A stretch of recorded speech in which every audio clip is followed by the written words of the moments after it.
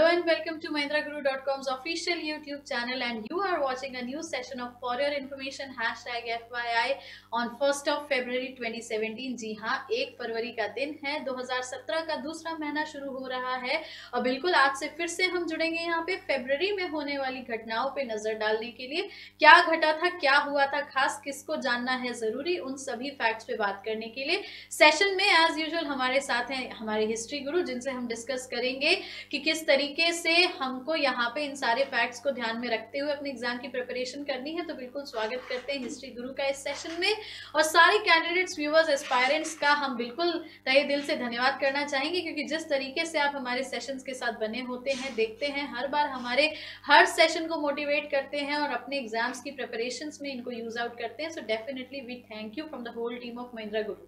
बढ़ते हैं, इसी के साथ करेंगे सेशन की शुरुआत, बट यस उससे पहले जानेंगे हिस्ट्री गुरु से कि क्यों, जैसा कि हम पिछले दिनों से भी जानते आए हैं कि क्यों है ये जरूरी। आप ही की जानकारी, आप ही का है ये show for your information #FYI।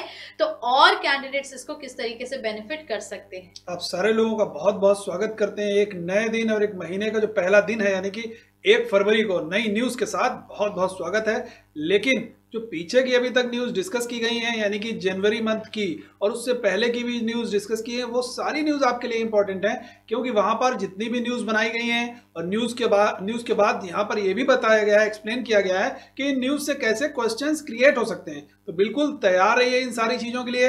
अब यहाँ पर 1 फरवरी को जो भी नेशनल और इंटरनेशनल न्यूज, चूंकि न्यूज बहुत सारी होती हैं, हमारे पास बहुत सारी न्यूज होती है, लेकिन कोशिश यही करते हैं एग्जाम ओरिएंटेड और मोस्ट इंपॉर्टेंट न्यूज जो आपके एग्जाम के लिहाज से बहुत महत्वपूर्ण है वो ना छूट जाए। और यहाँ पर जो 10 questions per day with explanation with options discussion यहाँ पर किया जाता है, वो आपके लिए बहुत ज्यादा लाभकारी हैं। क्यों ऐसा हम बोलते हैं? क्योंकि एग्जाम में एज इट इज वहां से क्वेश्चंस आ रहे हैं, और अगर वहां से डायरेक्टली क्वेश्चंस नहीं भी आ रहे हैं किसी भी एग्जाम में, तो वहां पर बहुत सारे क्वेश्चंस जो ऑप्शंस वहां पर डिस्कस किए जा रहे हैं, उन ऑप्शंस से क्वेश्चंस बिल्कुल बन रहे हैं। तो यूपीएससी किसी भी स्टेट का, अगर आप पीएससी का एग्जाम दे रहे हैं, पब्लिक सर्विस कमीशन का एग्जाम दे रहे हैं, अगर आप सीपीएफ का एग्जाम दे रहे हैं, सेंट्रल पुलिस फोर्स का एग्जाम दे रहे हैं, और जैसा कि बीपीएससी का एग्जाम होने वाला है, तो उसके लिए बहुत इंपॉर्टेंट है, सारे क्वेश्चंस आपके आ सकते हैं। SSC, CGL, CHSL, railway, NTPC, all exams जहां पर जीएस को एक सब्जेक्ट के रूप में शामिल किया गया है, जो आपके लिए बहुत ज्यादा एफवाईआई प्रोग्राम के थ्रू आपको बहुत सारे क्वेश्चंस वहां पर मिल सकते हैं। जी बिल्कुल।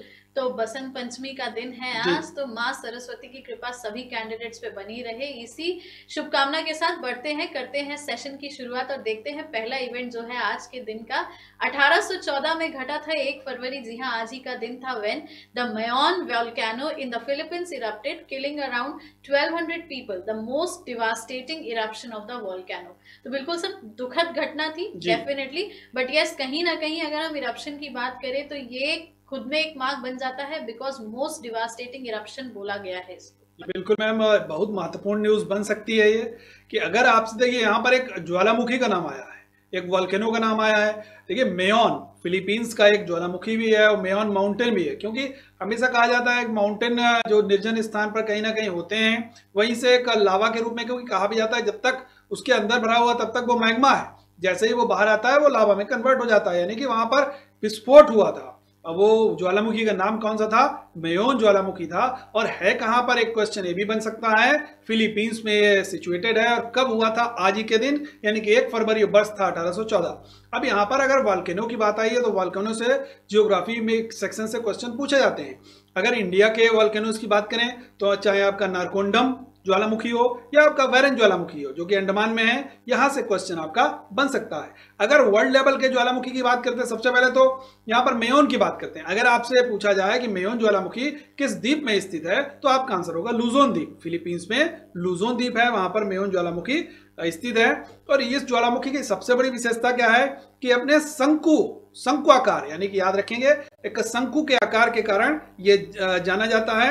और 1938 में 1938 में इस एरिया को, जो मेयोन ये जो एरिया था, उसको वहां पर एक राष्ट्रीय उद्यान के रूप में भी घोषित किया गया है। और सन 2000 से इसका नाम बदलकर मेयोन ज्वालामुखी प्राकृतिक उद्यान रख दिया गया है, यानी कि अब ये सन 2000 से किस रूप में जाना जाता है? मेयोन ज्वालामुखी प्राकृतिक उद्यान के रूप में जाना जा सकता है। आप देखिए यहाँ पर वॉल्केनो की बात आई तो कुछ और वॉल्केनोज के मैं नाम जरूर लूंगा जो जरूर आप याद करके जाए। अगर आपसे पूछा जाएगा भूमध्य सागर का प्रकाश स्तंभ किस ज्वालामुखी को कहा जाता है, जी हाँ, ये क्वेश्चन एक बन सकता है। दूसरा आपसे मेयो की बात आई है, माउंट पिनाटुबो, चाहे वो आपका कोह सुल्तान ज्वालामुखी हो, ये बहुत सारे ज्वालामुखी हैं, आप वहां से जरूर पढ़िए। ज्वालामुखी जितने प्रकार के होते हैं, एक्टिव वॉल्केनोज हैं, डोरमेंट वॉल्केनो है, तो कौन सा एक्टिव वॉल्केनो है, कौन सा डोरमेंट वॉल्केनो है, तो क्वेश्चन पर्पस से हमको पढ़ना है न्यूज का। तो तरीका क्या है, आप एक्टिव वॉल्केनोज अलग लिखिए और डोरमेंट वॉल्केनोज अलग लिखिए, और कौन सा ज्वालामुखी किस देश में स्थित है ये बहुत महत्वपूर्ण है। इंडिया में मैंने 2 ज्वालामुखी आपको बताए हैं, एक नारकोंडम और दूसरा बैरन आइलैंड। जी बिल्कुल, बढ़ते आगे देखते हैं अगला इवेंट जो घटा था 1884। 1884 was the year, 1st February was the date when the first volume A to Ant of the Oxford English Dictionary was published। तो बिल्कुल सर, यहाँ पे again a self defined event we have, but फिर भी उसके बारे में हम आपसे और थोड़ी डिटेलिंग जानें। बिल्कुल मैम, अगर ऑक्सफोर्ड डिक्शनरी की बात करते हैं, जैसा कि जितना भी हमारे एस्पायरेंट्स हैं सारे लोग फॉलो करते होंगे कि इंग्लिश न्यूज़पेपर पढ़ते हैं, इंग्लिश अगर सब्जेक्ट के रूप में आता है तो ज़्यादातर लोग प्रेफर करते हैं डिक्शनरी, क्योंकि अगर आप पेपर का ऑडिटोरियल पढ़ते हैं, वहाँ का संपादकीय पेज पढ़ते हैं, तो बहुत सारे मीनिंग की उनको जरूरत पड़ती है उनका अर्थ देखने के लिए, तो ऑक्सफोर्ड डिक्शनरी ज़्यादातर हमारे एस्पायरेंट फॉलो करते हैं। तो ये वही ऑक्सफोर्ड डिक्शनरी है, याद रखिएगा। एक ऑक्सफोर्ड इंग्लिश डिक्शनरी है जिसको कि ऑक्सफोर्ड यूनिवर्सिटी प्रेस ने प्रकाशित किया था, और वो प्रकाशित कब किया था, फर्स्ट एडिशन था वो, और वो कब पहली बार पब्लिश की गई थी, 1884 को, और वो आज ही का दिन था, यानी कि 1 फरवरी को। ये वर्णात्मक शब्दकोश, यानी कि एक एक्सप्लेनेशन में कि एक वर्ड के बहुत सारे मीनिंग्स हैं, उन मीनिंग्स को पूरा कंपाइल करके वहां पर दिया गया है। तो बहुत सारे वर्णात्मक मीनिंग वहां पर दिए गए हैं। अगर इसके सेकेंड एडिशन की बात की गई तो फर्स्ट एडिशन की बात हो गई, अगर इसका कभी आपसे सेकेंड एडिशन पूछा जाए तो सेकेंड एडिशन आप याद रखिएगा 21,728 पेज के साथ में इसका सेकेंड वॉल्यूम आया था, और सेकेंड वॉल्यूम इसका पब्लिश हुआ था 1989 में। तो ये भी एक आपका महत्वपूर्ण न्यूज बन सकती है कि इसका सेकेंड वॉल्यूम कब पब्लिश हुआ था, 1989 में, और फर्स्ट वॉल्यूम 1884 आज ही का दिन 1 फरवरी को। बिल्कुल, बढ़ेंगे आगे, देखेंगे बर्थडेज की बात करेंगे, आज किसका जन्मदिन होता है, किसकी जन्मतिथि होती है। तो we have the personality with us, that is A.K. Hangal ji. 1914 1st February was the day when A.K. Hangal was born, and yes, as we know, a defined name itself, कहीं ना कहीं A.K. हंगल जी का नाम खुद में ही खुद की खासियत बताता है। ये बिल्कुल मैम, अगर इनकी हम विशेषता की बात करते हैं, सबसे पहले पूरा नाम जरूर जान लेते हैं। सारे लोगों ने अगर इनका अभी पिक्चर देखा है तो सारे लोग वाकिफ हो गए होंगे। बिल्कुल, अवतार किशन हंगल, बिल्कुल याद रखिएगा, अवतार किशन हंगल। और एक बहुत चर्चित फिल्म है इतना सन्नाटा क्यों है भाई, ये सारे लोग डायलॉग जानते हैं, इतना सन्नाटा क्यों है भाई, शोले फिल्म का डायलॉग है, और वहां पर जो चाचा की भूमिका में आए थे वो यही A.K. हंगल साहब ही थे। तो इन्होंने बहुत सारी फिल्मों में काम किया है और स्वतंत्रता संग्राम सेनानी भी रहे हैं। तो याद रखिएगा अवतार किशन हंगल साहब, और स्टेज कलाकार के रूप में अपने करियर की शुरुआत की, उसके बाद में बहुत सारी फिल्मों में इन्होंने काम किया, एक एक्टर के रूप में, एक सहायक कलाकार के रूप में, पिता का भी रोल किया है इन्होंने, और बहुत सारी फिल्मों में चाचा के रोल के लिए भी जाने गए। अगर इनके कुछ महत्वपूर्ण फिल्मों की बात करते हैं, शोले, अभी हमने एक महत्वपूर्ण फिल्म का नाम लिया, पहली इनकी एक महत्वपूर्ण फिल्म है हरिओम, इस फिल्म के लिए भी जाने गए हैं, शरारत इस फिल्म के लिए भी जाने गए। तो इनकी महत्वपूर्ण फिल्मों में ये सारी फिल्में आती हैं। अवतार किशन हंगल साहब इनका पूरा नाम था। अगर कभी आपसे एक क्वेश्चन ये पूछा जाए किस क्षेत्र से संबंधित थे, तो आपका उत्तर होगा फिल्म क्षेत्र से संबंधित थे। एक फिल्म कलाकार के रूप में, एक स्टेज कलाकार के रूप में इन्होंने कार्य किया है। बिल्कुल, बढ़ेंगे आगे, देखेंगे अगला डेथ पर्सनालिटीज की। अगर हम बात करें किसकी ऑबिचरी है, किसकी पुण्यतिथि होती है आज ही के दिन, 1 फरवरी का जो दिन है, तो the personality we have, yes again a self defined name, Kalpana Chawla. 2003 was the year when 1st फरवरी के ही दिन कल्पना चावला जी का, बिल्कुल हम जानते हैं स्पेस, बिल्कुल स्पेस पर्सन रही है हमारी यहाँ पे। अगर हम बोले तो एयरक्राफ्ट, बिल्कुल अगर बात की जाए स्पेस क्राफ्ट, तो कई सारी बातें इनसे निकल के आती है, बट यस आपसे जानेंगे इनकी डिटेल। बिल्कुल मैम, कल्पना चावला का सारे लोग नाम जानते हैं। क्यों जानते हैं? क्योंकि अंतरिक्ष प्रोग्राम, याद रखिएगा, अगर कभी अंतरिक्ष की बात आएगी तो वहां पर कल्पना चावला जी का नाम जरूर लिया जाएगा, क्योंकि अंतरिक्ष में उड़ने वाली भारत में जन्मी प्रथम भारतीय महिला है। सबसे पहले याद रखिएगा, अंतरिक्ष में उड़ने वाली भारत में जन्मी प्रथम भारतीय महिला के रूप में कल्पना चावला जी को जाना जाता है। इनका जन्म कहाँ हुआ था ये भी बहुत महत्वपूर्ण है, क्योंकि हरियाणा से जो लोग भी हमारे एस्पायरेंट तैयारी कर रहे हैं किसी भी हरियाणा एग्जाम की, तो वहां पर उनसे रिलेटेड बहुत सारी न्यूज़ बन सकती है। अगर कभी आपसे इनके जन्म के बारे में पूछा जाए तो वहां पर करनाल नाम आएगा। हरियाणा में जो करनाल जगह है वहां पर इनका जन्म हुआ था। भारतीय अमेरिकी अंतरिक्ष यात्री, याद रखिएगा, अंतरिक्ष सटल मिशन स्पेशलिस्ट भी थी, ये दो इनकी खूबियां रही हैं। और कोलंबिया अंतरिक्ष यान जो गया था उसमें आपदा में मारे गए जो उसमें 7 अंतरिक्ष यात्री थे, उन 7 अंतरिक्ष यात्री में एक कल्पना चावला भी थी, जो कि उस दिन वापस जो कोलंबिया गया था उसके बाद में वापस यहाँ पर नहीं आ पाया था, तो इनकी भी वहां पर मृत्यु हुई थी। ये इवेंट बहुत बोले तो चर्चा में भी रहा था। 2003 का जब वर्ष था, तो कहीं ना कहीं हम सब अवगत होंगे इस बात से कि जब इनका स्पेसक्राफ्ट लौट रहा था तो अर्थ के एटमॉस्फेयर में एंटर करते टाइम कुछ समय पहले बिल्कुल वो प्रेशर हैंडल ना कर पाने की वजह से वहां उस बिल्कुल स्पेसक्राफ्ट की बोले तो ध्वस्त हो गया था, जिस वजह से वो जो 7 वहां पे हमारे स्पेस पर्सन्स थे उनकी डेथ हुई थी। और उसमें कल्पना चावला जी बिल्कुल एक पर्सन उसमें वो भी थी। जी बिल्कुल। और कभी अगर आपसे ये पूछा जाए कल्पना चावला जी को अंतरिक्ष यात्रियों के जो कोर शटल पैनल था उसमें कब शामिल किया गया था, तो मार्च 1995 में ये कोर मेंबर के रूप में वहां पर शामिल हुई थी। और इनकी अगर देहांत की बात करें तो सारे लोग जानते हैं कि एक स्पेस शटल कोलंबिया यान के बारे में, साले कि कोलंबिया यान के बारे में पूछा गया है।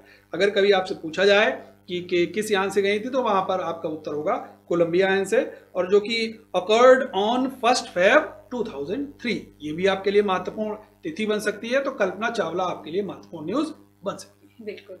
बढ़ते इसी के साथ आगे देखते हैं क्वेश्चन आंसर सेशन। क्या है आज की क्वेश्चंस? FYI क्वेश्चन बैंक का एक नया page. What are the questions, what are the answers, let's quickly look upon. तो ये रहा हमारा पहला question. Again and article amendment act की बात यहाँ पे आई है कि which amendment act reduce the voting age from 21 to 18। किस संशोधन अधिनियम से मतदान की आयु 21 वर्ष से घटाकर 18 वर्ष कर दी गई थी? 42nd, 44, 52nd, 61 अगर हम यहाँ बात करें तो बिल्कुल 42वां, 44वां, 92वां या 61वां की बात हो रही है। तो बात यहाँ पे करेंगे अगर आंसर की, तो सर कहीं ना कहीं हमने इनके डिस्कशंस किए हैं पहले भी, और इस हिसाब से अगर हम बोले तो yes, answer can be 61st। बिल्कुल मैम, आपका सही आंसर है। अगर कभी आपसे पूछा जाए जो मतदान में वोट देने की यानी कि मत देने का अधिकार है उसकी आयु पहले 21 वर्ष थी, उससे घटा करके 18 वर्ष कब कर दिया गया, किस संविधान संशोधन के तहत किया गया, तो आपका उत्तर 61वां यानी कि 61th कॉन्स्टिट्यूशनल अमेंडमेंट होना चाहिए, यानी कि इस प्रश्न का सही उत्तर डी है। लेकिन आपको जो 42 संविधान संशोधन दिख रहा है ये भी बहुत महत्वपूर्ण है, क्योंकि इसके माध्यम से समाजवादी, पंथ निरपेक्ष और अखंडता शब्द जोड़े गए थे। और जो 44वां संविधान संशोधन आपको दिख रहा है ऑप्शन बी, वो भी बहुत महत्वपूर्ण है, क्योंकि संपत्ति का अधिकार एक मौलिक अधिकार के रूप में शामिल था, जिसको 44वें संविधान संशोधन के थ्रू वहां से हटाया गया था। तो ये जो अमेंडमेंट का जो कंसेप्ट है इससे क्वेश्चंस जरूर आते हैं। संविधान संशोधन आपके लिए महत्वपूर्ण एक टॉपिक बन सकता है। बिल्कुल। बढ़ते आगे देखते हैं अगला क्वेश्चन। तो अगला क्वेश्चन है हमारे सामने, which one among the following women scholars challenge the invincible Yajnavalkya in debate. निम्न में से किस विदुषी ने वाद विवाद में अजय याज्ञवल्क्य से चुनौती दी थी? और अगर हम आंसर की बात करेंगे तो यस, ऑप्शंस हैं घोषा, अपाला, मैत्री या गार्गी। तो अगेन यहाँ थोड़ा सा कॉम्प्लिकेटेड ट्रिकी क्वेश्चन है, बट अगर फिर भी बात करें तो क्या सर इसका आंसर गार्गी है? जी बिल्कुल मैम, इसका आंसर गार्गी है, क्योंकि अगर वैदिक एज हमारे एस्पायरेंट्स ने पढ़ा है, हिस्ट्री का क्वेश्चन है ये। अगर आपसे पूछा जाए कि गार्गी और याज्ञवल्क्य का संवाद, देखिए इस तरीके से भी क्वेश्चन आता है, गार्गी और याज्ञवल्क्य के बीच में संवाद किस उपनिषद में दिया गया है। देखिए वहां पर एक क्वेश्चन तो मैंने बदल दिया, अब यहाँ पर पूछा गया है गार्गी और याज्ञवल्क्य के बीच में संवाद। संवाद का मतलब यही है कि हम बड़े का एक कॉन्सेप्ट था, यानी कि पुरुष बड़े या महिला बड़े। तो यहाँ पर एक शास्त्रार्थ हुआ था, उस शास्त्रार्थ में गार्गी और याज्ञवल्क्य जी के बीच में एक संवाद हुआ। उस संवाद में अंततः याज्ञवल्क्य साहब हार जाते हैं और गार्गी जी जीत जाती हैं। तो यह संवाद का जो उल्लेख किया गया है बृहदारण्यक उपनिषद में किया गया है। तो आपसे ये भी क्वेश्चन बन सकता है कि गार्गी याज्ञवल्क्य संवाद किस उपनिषद में दिया गया है, तो आपका उत्तर होगा बृहदारण्यक उपनिषद, जिसमें अंतिम रूप से गार्गी की विजय होती है। अब देखिए एक और क्वेश्चन आपका बन सकता है यहाँ पर, अगर संवाद की बात आई है, अगर आपसे कभी पूछा जाए यम और नचिकेता का संवाद किस उपनिषद में दिया गया है, तो वहां पर कठोपनिषद का नाम आएगा। तो ये प्रश्न आपके बन सकते हैं, यानी कि यहाँ पर डी उत्तर गार्गी सही है। अब बाकी आप ए ऑप्शन देख सकते हो, बी ऑप्शन देख सकते हो, घोषा और अपाला। तो ये भी जो वैदिक एज है उसकी विदुषी महिलाएं हैं। अपाला, घोषा, सिक्ता, विश्वारा, ये सारी महिलाएं विदुषी महिलाएं यानी कि विद्वान महिलाएं कहलाती थी। बिल्कुल, बढ़ते हैं आगे अगले क्वेश्चन की तरफ। And here it is, which one of the following event made the crown of England to take over the Indian administration? निम्न में से किस घटना ने इंग्लैंड के सम्राट को भारतीय प्रशासन को अपने अधीन कर लेने के लिए प्रेरित किया था? तो battle of Plassey, battle of Buxar, Carnatic Wars या सिपॉय म्यूटिनी? तो कहीं ना कहीं सर सिपॉय म्यूटिनी 1857 का इवेंट कुछ याद आता है इस क्वेश्चन को देख के, तो क्या ये सही है? बिल्कुल मैम सही है। 1857 का रिवोल्ट, 1857 के विद्रोह को ही सिपाही विद्रोह की संज्ञा भी दी जाती है। अगर आपसे कभी पूछा जाए कि जो महारानी का शासन था, ब्रिटिश क्राउन का शासन था, उससे पहले शासन किसके हाथ में था? चूंकि यहाँ पर सारे लोग जानते हैं कि पहले ईस्ट इंडिया कंपनी आई थी। ईस्ट इंडिया कंपनी आई, यहाँ पर व्यापार करने के माध्यम से आई। तो एक कहावत भी कही जाती थी कि ईस्ट इंडिया कंपनी यहाँ पर आई, पहले व्यापारी थे, बाद में शासक निर्माता हो गए। यानी कि यहाँ पर ईस्ट इंडिया कंपनी आई, धीरे धीरे से शासन करती रही और धीरे धीरे से उन्होंने पूरे साम्राज्य को, पूरे भारतवर्ष को कैप्चर करना शुरू किया। और जो यहाँ के राजा लोग होते थे, मुगल सम्राट थे, उनके दरबार में धीरे धीरे रेजिडेंट रखना शुरू कर दिया। अब रेजिडेंट का काम क्या होता था? बादशाह के ऊपर निगरानी रखना, ताकि बादशाह कोई गठजोड़ न कर पाए, यानी कि जो राजा हैं उनके साथ में कोई मेल मिलाप, जो पड़ोसी राज्य हैं उनके साथ में मेल मिलाप होकर के उनकी स्थिति मजबूत न कर पाए। इसलिए ब्रिटिश रेजिडेंट वहां पर रखा गया और ऐसे धीरे धीरे वो शासक निर्माता के रूप में आ गया और धीरे धीरे पूरे भारत के ऊपर कब्जा कर लिया। और एक तरीके से ये जो घटना कही जाती है, ये पूरा ईस्ट इंडिया कंपनी का शासन चलता रहा। लेकिन 1857 के एक्ट के बाद, 1857 के क्रांति के बाद में एक ऐसी स्थिति आती है, जैसा कि सारे लोग जानते हैं कि अचानक जो गवर्नर जनरल था वो वायसराय हो जाता है। तो वही वो एक्ट होता है 1858 का एक्ट कि वायसराय हो जाता है। ये 1857 के बाद में जो एक्ट होता है उससे सारी जो शक्ति होती है, पावर ऑफ अटॉर्नी चली जाती है ब्रिटिश क्राउन के हाथों में। तो इस प्रश्न का सही उत्तर 1857 का विद्रोह या सिपाही विद्रोह होगा। बिल्कुल, बढ़ते हैं आगे अगले क्वेश्चन की तरफ। लैन स्टैंड्स फॉर, लैन लघु रूप में क्या कहलाता है? Local area nodes, large area network, large area nodes या लोकल एरिया नेटवर्क? तो बिल्कुल बात करें यहाँ पे लैन की बात हो रही है, तो sir local area network. Easy question, बहुत इजी क्वेश्चन है, टेक्नोलॉजी का क्वेश्चन है। अब एक कॉन्सेप्ट आता है मैम लैन, वैन, मैन का। तो इन तीनों के फुल फॉर्म जरूर याद करके जाइएगा। लैन के मतलब लोकल एरिया नेटवर्क, और वैन का भी फुल फॉर्म याद करके जाइएगा जी, wide area network, metro area network. तो ये तीनों कॉन्सेप्ट तो यहाँ पर जो टेक्नोलॉजी के, क्योंकि आपके सिलेबस में जो शामिल है वो साइंस एंड टेक्नोलॉजी को शामिल किया है। तो टेक्नोलॉजी से क्वेश्चन जरूर आते हैं, कंप्यूटर्स के बारे में क्वेश्चन जरूर आएंगे, चाहे कंप्यूटर की हिस्ट्री के बारे में जरूर याद करके जाइएगा। माउस किसने इन्वेंट किया, याद रखिएगा। कंप्यूटर के फादर कौन है, www के फादर कौन है, और याद रखिएगा ईमेल के फादर कौन है, वॉइस मेल के फादर कौन है। तो ऐसे क्वेश्चंस हैं जो इन्वेंटर्स हैं कंप्यूटर्स फील्ड में, टेक्नोलॉजी में इन्वेंटर्स हैं, तो वहां से क्वेश्चन जरूर पूछे जाते हैं। ये भी एक कॉन्सेप्ट था। तो यहाँ पर ये लैन का क्वेश्चन पूछा गया है और लैन का full form local area network कहा जाता है। बिल्कुल, बढ़ते हैं इसी के साथ to the next question. Dry ice is nothing but, सूखी बर्फ निम्न में से क्या है? Gaseous carbon dioxide, washing soda, solid carbon dioxide या कार्बन मोनोऑक्साइड?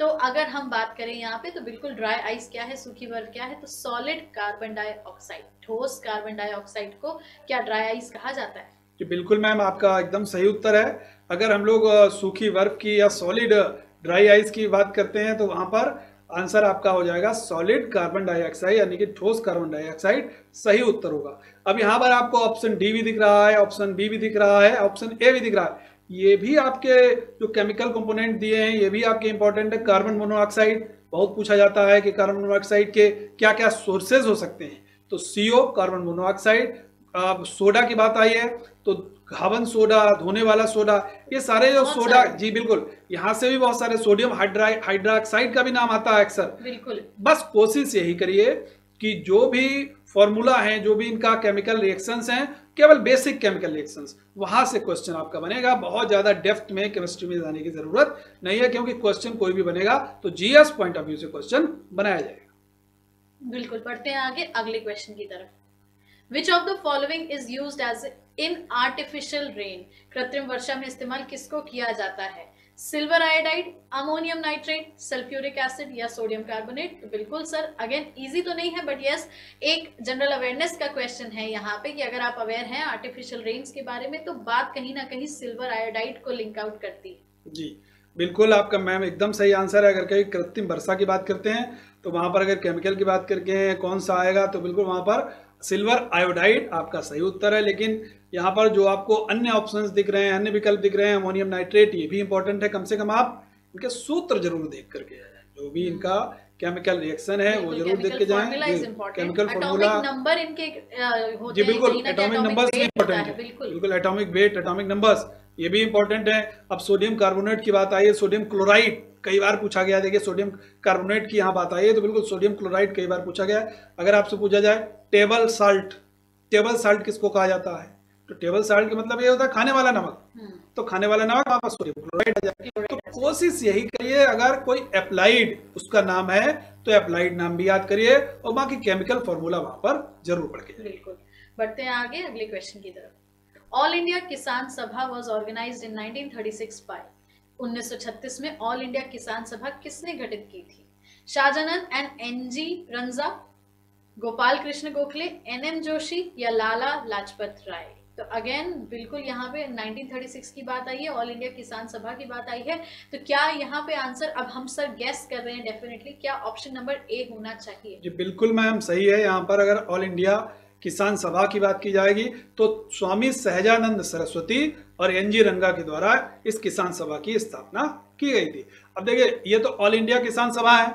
अब अन्य क्षेत्रों में बहुत सारी किसान सभाएं भी गठित की गई, जैसे अवध किसान सभा भी इंपॉर्टेंट है। तो अवध किसान सभा के बारे में भी पढ़ के जरूर जाइएगा। तो यानी कि किसान सभा की बात की गई तो ऑल इंडिया किसान सभा है, आपका आंसर हो जाएगा 1936 में किसने स्थापना की? स्वामी सहजानंद सरस्वती जी और एनजी रंगा ने स्थापना की। लेकिन अवध किसान सभा के बारे में भी पूछा जाएगा तो बिल्कुल वो हमारे उत्तर प्रदेश से ही संबंधित थी अवध किसान सभा। तो अवध किसान सभा में जो लोग जुड़े हुए थे वहां पर आपके प्रश्न के उत्तर बिल्कुल देखने को मिल सकते हैं। बिल्कुल, बढ़ते हैं आगे अगले क्वेश्चन की तरफ। Who is called the father of genetics? अनुवांशिकता का पिता किसे कहा जाता है? एरिस्टोटल, थियोफेस्ट्रस, मेंडल या विलियम हार्वे? तो बिल्कुल who is called the father of genetics, और कहीं ना कहीं हमने इसको प्रीवियस सेशंस में डिस्कस आउट किया था कि पर्टिकुलर अगर हम बात करें यहाँ पे तो अरिस्टोटल, थियोफेस्ट्रस या मेंडल या विलियम हार्वे। तो बिल्कुल सर हम आप ही से जानेंगे इसका आंसर, क्योंकि हम कहीं ना कहीं कैंडिडेट्स को ये देखते हैं कि किस किस क्वेश्चन से कैसे वो जुड़े हुए हैं। विलियम हार्वे का भी कहीं ना कहीं अभी आप डिस्क्रिप्शन देंगे, थियोफेस्ट्रस की भी बात आएगी, मेंडल की भी आएगी, अरिस्टोटल की भी आएगी, क्योंकि जब बायोलॉजी से जुड़ जाते हैं, जीव विज्ञान से जुड़ जाते हैं तो ये सारे नाम कहीं ना कहीं इंपॉर्टेंट हो जाते हैं। बिल्कुल महत्वपूर्ण क्वेश्चन है मैम, और कई बार पूछा भी गया है। यहाँ पर पूछा गया है कि फादर ऑफ जेनेटिक्स किसको कहा जाता है। देखिए इसलिए कहा जाता है, आप सारे लोगों ने ग्रेगर जॉन मेंडल का नाम पढ़ा होगा, तो इस प्रश्न का सही उत्तर में, क्योंकि सबसे पहला प्रयोग उन्होंने ही किया था, पूरा नाम था ग्रेगर जॉन मेंडल, तो इस प्रश्न का उत्तर तो सही सी है, यानी सी ऑप्शन इसका सही है। लेकिन आप लोगों के सामने जो डी विकल्प दिख रहा है डॉक्टर विलियम हार्वे, ये भी बहुत इंपॉर्टेंट है। जी बिल्कुल, अगर कभी आपसे पूछा जाए ब्लड सर्कुलेटरी सिस्टम यानी कि रुधिर परिसंचरण तंत्र की खोज किसने की थी, तो वहां पर विलियम हार्वे का नाम आएगा। लेकिन अगर आपसे ये पूछा जाए ब्लड ग्रुप्स की खोज किसने की थी, देखिए बहुत थोड़ा सा माइन्यूट डिफरेंस है। एक तरफ तो ब्लड सर्कुलेटरी सिस्टम की बात की गई, दूसरा ब्लड ग्रुप्स की बात की गई। तो जैसे ही ब्लड ग्रुप्स का नाम आएगा तो वहां पर कार्ल लैंडस्टीनर का नाम लिया जाएगा, तो ये थोड़ा सा फर्क है। अच्छा सर, एक चीज और यहाँ देखी जाती है कि जब हम ब्लड ग्रुप की बात करते हैं या ब्लड ग्रुप की खोज किसने की, ऐसा तो क्वेश्चन पेपर, जैसे हमने अभी हाल ही में पिछले कुछ सालों के पेपर देखे, तो एक क्वेश्चन ये पूछा गया था कि ब्लड ग्रुप ओ किसने ढूंढा। ये बिल्कुल मैम, वहां पर देखिए ओ ए बी, और ये सब स्टीनर के ही अंदर आते हैं, और कैंडिडेट्स यही कंफ्यूज हो जाते हैं कि मे बी शायद ए किसी ने ढूंढा हो, बी किसी ने ढूंढा हो। तो यहाँ यही थोड़ा सा confusion clear out, overall blood groups की बात की गई है। ओवरऑल बिल्कुल, तो ये थोड़ा सा यहाँ तब क्लियर होगा जब आपके कंसेप्ट क्लियर होंगे। बिल्कुल, बढ़ते इसी के साथ अगले क्वेश्चन की तरफ। The time period of the Tughlaq dynasty, Tughlaq वंश का समय काल क्या था? 1290 से 1320, 1320 से 1414, 1414 से 1451 या 1451 से 1526। तो बात अगर करेंगे यहाँ पे तुगलक डायनेस्टी की, तो कहीं ना कहीं आंसर अगर हम बात करें तो मे बी बी या डी में से सर हो सकता है क्या? बिल्कुल मैम, देखिए यहाँ पर बहुत कंसेप्ट जो भी यहाँ पर डेट्स दी गई हैं, ईयर वाइज दी गई हैं, बहुत इंपॉर्टेंट है। अगर आपसे कभी पूछा जाए कि दिल्ली सल्तनत का एक वंश है, तो सबसे पहले जो क्रम है वो उसके क्रम के फॉर्म में ही यहाँ पर ईयर्स दिए गए हैं। अच्छा। सबसे पहले गुलाम वंश आता है। गुलाम वंश की अगर बात करें तो 1206 से 1290 के बीच में आता है, तो याद रखिएगा गुलाम वंश। खिलजी वंश की बात करेंगे तो 1290 से 1320 के बीच में आता है। और गुलाम खिलजी के बाद में तुगलक वंश आता है, मतलब बी। जी बिल्कुल। तुगलक वंश की अगर बात करते हैं, देखिए तुगलक वंश यहाँ पर आता है तो 1320 से 1414 के बीच में। और उसके बाद में सैयद वंश आता है। सैयद वंश 1414 से 1451 के बीच में। और लास्ट में अंतिम वंश होता है लोधी वंश, जो 1451 से 1526 के बीच में आता है। तो यानी कि ये कंसेप्ट जरूर याद करके जाइएगा। यहाँ पर देखिए क्वेश्चन को थोड़ा सा घुमा दिया गया। ये पूछा गया तुगलक वंश का टेन्योर कितना था, तो आपके सामने उत्तर है 1414 से 1320 से लेकर के 1414। इसी तरीके से आपसे सैयद वंश के बारे में पूछा जा सकता है, तो आपका उत्तर होगा 1414 से 1451। क्रम याद रखिए, गुलाम, खिलजी, तुगलक, सैयद, लोधी। जी बिल्कुल। बढ़ते हैं आगे आज के सेशन के आखिरी क्वेश्चन की तरफ। और बिल्कुल, शाहनमा वाज रिटन बाय, शाहनमा किसने लिखी थी? शाहनमा के रचयिता कौन थे? फिरदौसी, आमिर खुसरो, अबू बाकर या अल बरूनी? तो हमें लगता है फिरदौसी। जी बिल्कुल मैम। शाहनामा के अगर रचनाकार पूछे जाएंगे तो उत्तर इसका फिरदौसी होगा, यानी कि ए इज द राइट आंसर। लेकिन अन्य विकल्प भी बहुत महत्वपूर्ण है। अमीर खुसरो की बात करें, अमीर खुसरो को सारे लोग जानते हैं, जिसको भारत में तोता ए हिंद कहा जाता है। याद रखिएगा, तोता हिंद, तूतिए हिंद, कई नामों से जाना जाता है। इनका जन्म हुआ था पटियाली में, एटा के पास में एक जगह पड़ती है पटियाली में, उत्तर प्रदेश में डिस्ट्रिक्ट है एटा, वहां पर पटियाली में इनका जन्म हुआ था। तो सारे लोग, भारत का तोता भी इनको कहा जाता है। तोता, भारत का तोता, तूतिए हिंद, तोता हिंद, कई नामों से जाना जाता है। अल बरूनी, याद रखिएगा, अल बरूनी अगर जाने जाते हैं तो अपनी एक रचना है तहकीके हिंद या तहरीके हिंद के लिए जाने जाते हैं। तो ये सारी जो मैंने बात बताई है, चाहे तहकीके हिंद ये भी पूछा गया, अमीर खुसरो का जन्म कहाँ हुआ था ये भी पूछा गया, तो अमीर खुसरो ने कितने दिल्ली सुल्तानों का कार्यकाल देखा, ये भी अमीर खुसरो से प्रश्न पूछा गया। और यहाँ पर जो प्रश्न आपसे पूछा गया था, शाहनामा के रचयिता कौन है, उस प्रश्न का सही उत्तर है ए फिरदौसी। बिल्कुल।